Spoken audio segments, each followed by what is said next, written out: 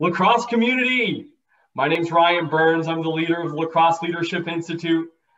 It's our mission to empower all those that love lacrosse, to use the skills that you get from the sport to ultimately live the life of your dreams. Today, we're so fortunate to be joined by Coach J.L Reppert, currently at Holy Cross. J.L, thank you so much for taking the time of being with us today. Can you please share with our community a little bit more about your lacrosse story, how you got started, and where your journey is taking you to today? Sure. Thanks, Ryan. It's a pleasure to be on. I really appreciate you having me on and getting the opportunity to talk to you today.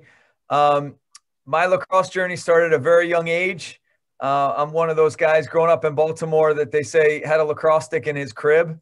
And my dad was a lacrosse official for 30 some years. And it just became kind of the way of life in the spring. That's what we did is we went to lacrosse games and played lacrosse. And back then, as I was growing up, it wasn't quite as big. There weren't quite as many media outlets and things covering it. So I would tag along with him to some of the bigger games that he would ref and get to watch some great college games. And again, back then there was no MLL or PLL. So watching the club lacrosse scene, the post-collegiate club stuff was as good as it could get.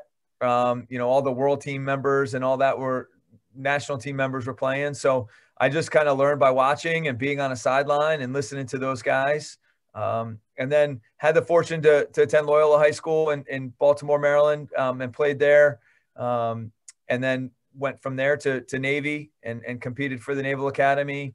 And then after graduation, had my service. I was in the Marine Corps, but was fortunate everywhere I went throughout the nation and in my different duty stops, was able to coach high school. So I stayed involved, was able to keep my hand in the game, so to speak. Was able to, sorry about that.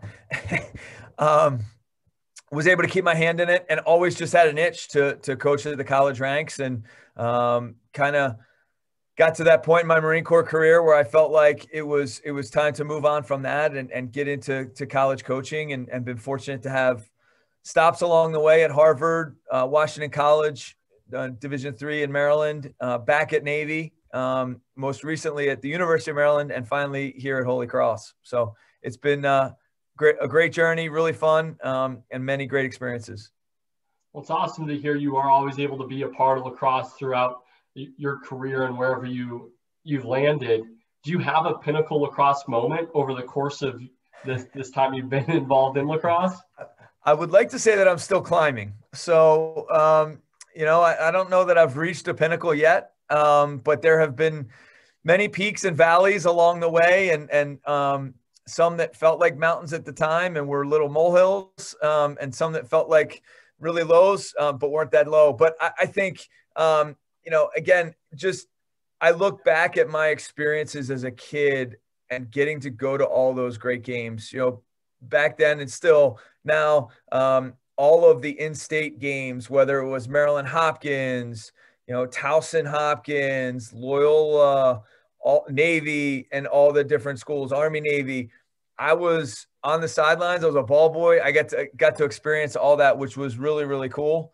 And I think growing up, going to Final Fours, I guess I have a lot of great memories from that, more so than a pinnacle moment. I think as a player, going to Navy Marine Corps Stadium and playing in the Army Navy game, again, something I grew up with and was able to experience, which was phenomenal.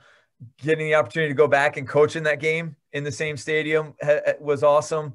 And then certainly at Maryland, I was fortunate. I coached a lot of really great players, played for coached with an awesome coach and worked for an awesome coach and Coach Tillman. And we had some awesome moments. I think certainly the national championship in 2017 was a highlight, and partly, because we had such disappointment in 2016, and those guys came back and really could have gone either negative or positive, but decided to turn it into a positive and really work hard to get back, and they reaped those rewards. But even just everybody talks about national championship and Final Fours, which those games are amazing. The quarterfinal game typically is just as important and as big of an accomplishment. because it means that you get to play on the last weekend. And so I think those wins really stick out to me.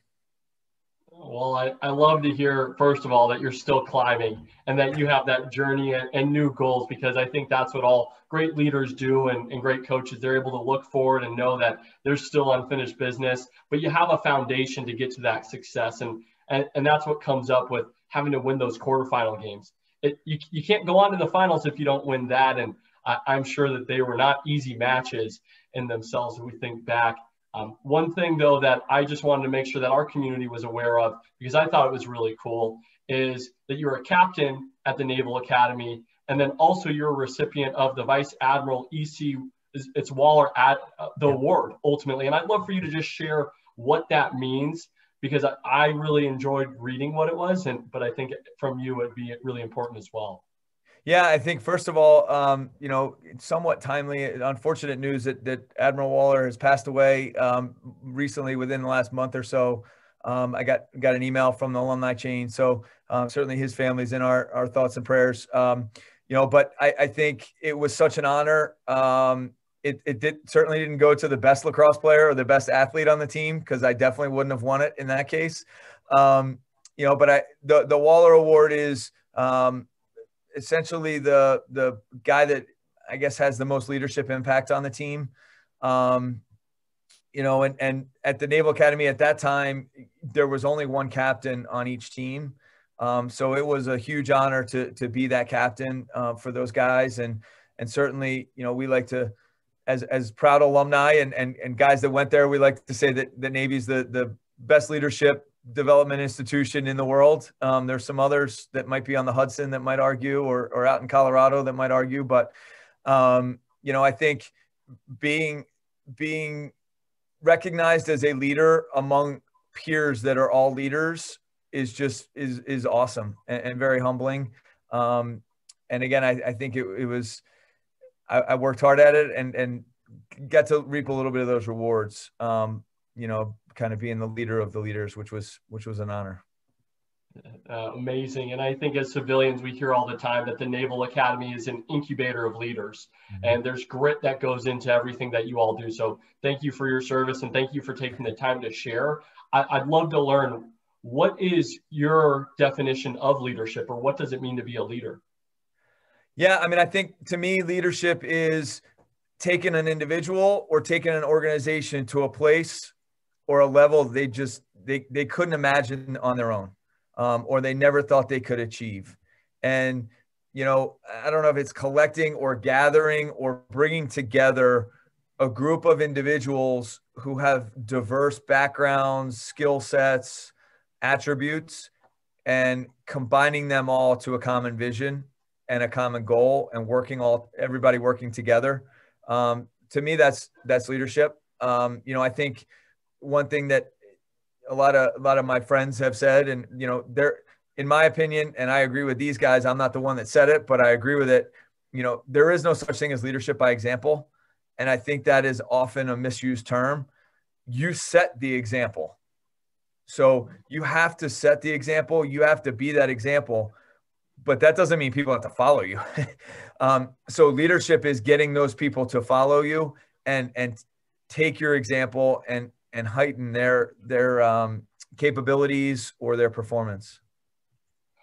I think that's a really interesting point, because we can set a standard, and unless you really resonate with others, and because the authoritarian leader doesn't necessarily get the most capacity out of those that he's leading. It's the one who is able to connect emotionally with everyone that is on the team or in the group, and ultimately get the most in that full capacity, which allows you to have that collective unit going towards that collective goal.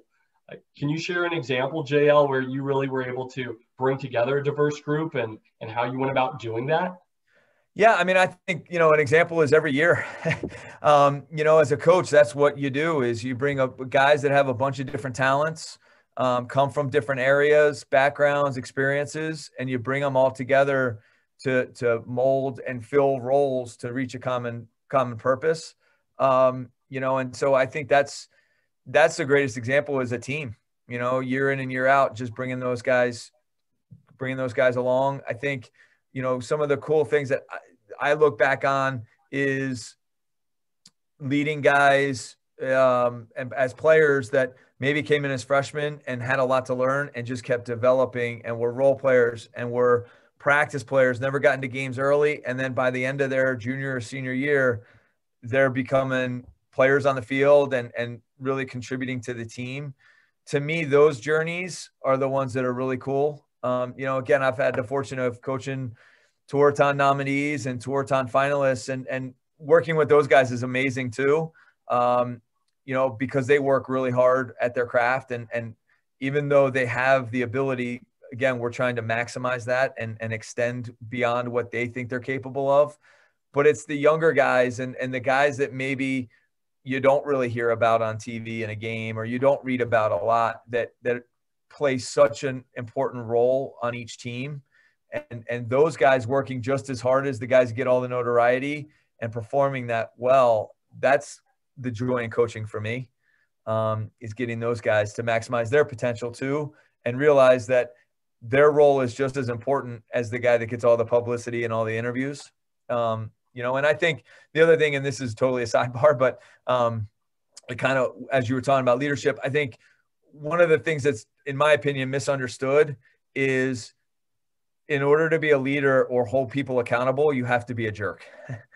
And peer leadership is hard because you're holding guys to a standard, or girls to a standard. But you don't have to be a jerk to do it. There's a way to do it. Sometimes it's a stick, sometimes it's a carrot, right? Like, that's, to me, the art of leadership, is getting people to understand what needs to be done. And when they're falling short, being able to pull them up to that standard. So again, I go back to leadership by example. If you're not setting that standard and you're trying to lead them, you don't have any, ground to stand on. But setting that example and going, hey, I'm going to show you how to do it, and come with me. I'll bring you along. That's where I think that art of leadership comes in. How has that affected you in this transition into Holy Cross right now, and trying to integrate into the team and integrate with the captains and get the buy-in from the group? Again, I think it's as coaches, certainly, and as a head coach, and I catch myself sometimes doing it, even just in the last month, like, we like to talk. I think a lot of it is just listening and getting feedback from people, and being humble enough to go, well, other people might have great ideas. They may be experiencing things because they're closer to the situation, and getting feedback there. So that's what I've tried to do a lot of, is just listen to the guys. You mentioned, Ryan, I came in at a unique time. I was offered the job on a Friday, and we started workouts on Tuesday for the season. So for me to come in and go, guys, this is the way we're going to do it, we're going to change everything you do, it doesn't really make sense to me. And that's where, as a leader, you have certain standards. You need to uphold people to those standards. But given that, there's also leeway in how we get there. And something that I learned both at the academy and in the Marine Corps, it's important as a leader to make sure you are crystal clear about your commander's intent and what you want accomplished. The how should be up to your people. And that allows for more problem solving and that kind of thing. So that's kind of what I've tried to go into the Holy Cross program with that mindset. I think what's coming up for me is you have to be clear on what that goal is, the strategy to get there. We couldn't possibly understand what each person's perspective is to get there and what they feel like they can bring to the table. So you give them the permission to be creative. Yep. And ultimately get to that goal at the end of the day. And it sounds like that's what you're looking to do, is empower the whole team to have confidence in themselves and their own abilities. Absolutely. Unfortunately, we can't play for them on the field. So, it's important that they learn how to make decisions. And it's, again, there's certain non-negotiables and fundamentals that are required for successful teams. But given all that, then there's a lot, as you mentioned, there's a lot of creativity and room for individuals to make plays or find different ways to go about things. I think that's one of the interesting things about lacrosse is we have a common goal, but there's so many ways to score a goal, win a game, and you're able to lean on so many different people. But you need you need the 10 people on the field, but you need the 20 people on the sideline as well, all at the same level, because at the end of the day, anyone could go down at any time. You have to have someone filling that role, and you can't lose a beat. You have to make sure that everyone's ready. And you mentioned it a little bit earlier, those people that start off on the development side, get on the practice team, junior, senior year, eventually they are playing and they have huge roles. What sets those guys apart? And I want to say those guys, I'm going to do a blanket statement. What sets apart college lacrosse athletes or college athletes from those that just were in high school? Why is there something different, and why are they there? I think it's a level of investment and the willingness to work. And you know, at our level, a lot of times it's more than an extracurricular. It's a real passion for those players. And so, you know, I think one thing, and we were kind of talking ahead of time about some ideas, and, you know, in terms of what do people need to understand at this level, like the guys that are successful, in my opinion, enjoy the work. You know, and I forget who it was. It might've been Mike Greenberg on ESPN radio that I was listening to at one point, talking about Tom Brady and all his championships. And yeah, he enjoys those championships, but he's still playing because he loves the work.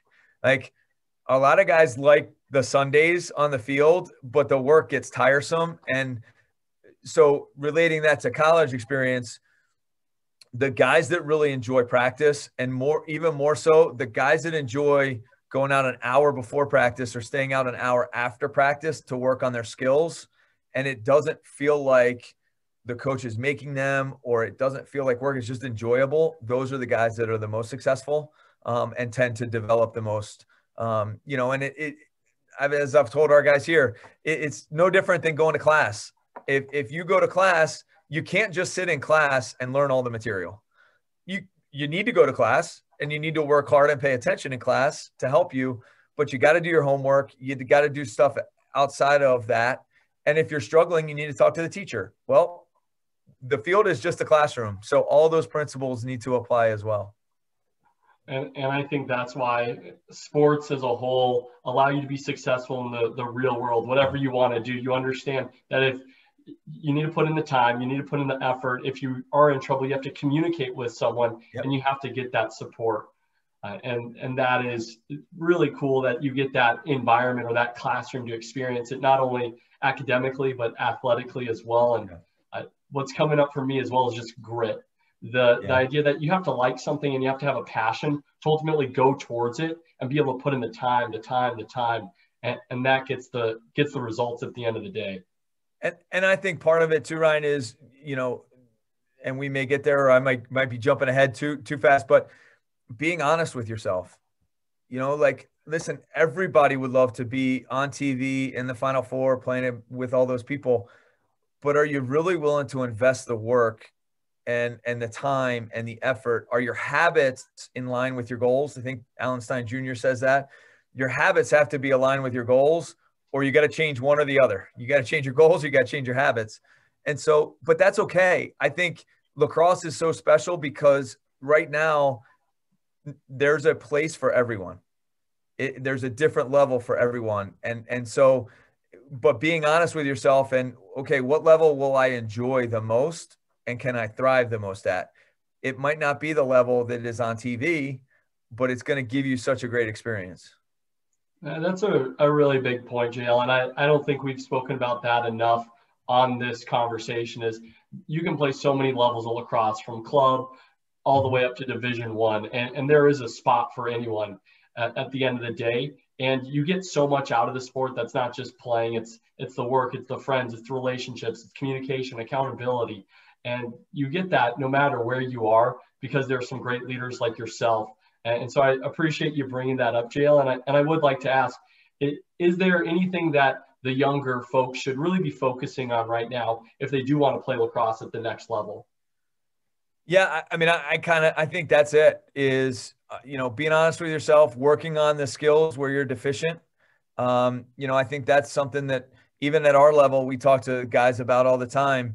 It's easy to go out and spend an hour working on something that you're good at, sitting on the wing and shooting righty shots. But is that really making you better? It's hard to invest and do the work for the things that you're not good at. Nobody wants to do that. Those are the guys that do the best. And it's going to require some failure. It's not going to be as good when you're working on your deficiencies, and that's okay. But you got to put that work in. And being honest with yourself about your capabilities is really important. And again, enjoying the work and enjoying the game, and just play for the love of it. Play for the enjoyment of it. Focus on the approach to the game and how you're playing, and not the result. For the younger guys that are still in elementary school, middle school, and maybe early in high school, don't worry about college. Focus on your time right now. And if you develop and keep working on your weaknesses and keep strengthening your strengths, you're going to be in a good spot. I love that. And J.L, thank you so much for your time today and sharing your insight. We really appreciate it. Are there any last thoughts you have in terms of lacrosse or leadership that you want to impart on our community? No, I'm fortunate for you and all the connections that I've had through lacrosse, and it is such a great sport. And we need to cherish it, and we need to respect the game and play hard, and be selfless and be aware of those around us, and make sure we're including everyone, and taking care of everyone, and being good teammates, not only to our immediate teams, but also the community that is Team Lacrosse as well. Oh, absolutely, J.L. And it seems like you exemplify that at every place that you ultimately go to. So thanks for sharing that with us. And thank you so much for your time today. Thanks, Ryan. It was great.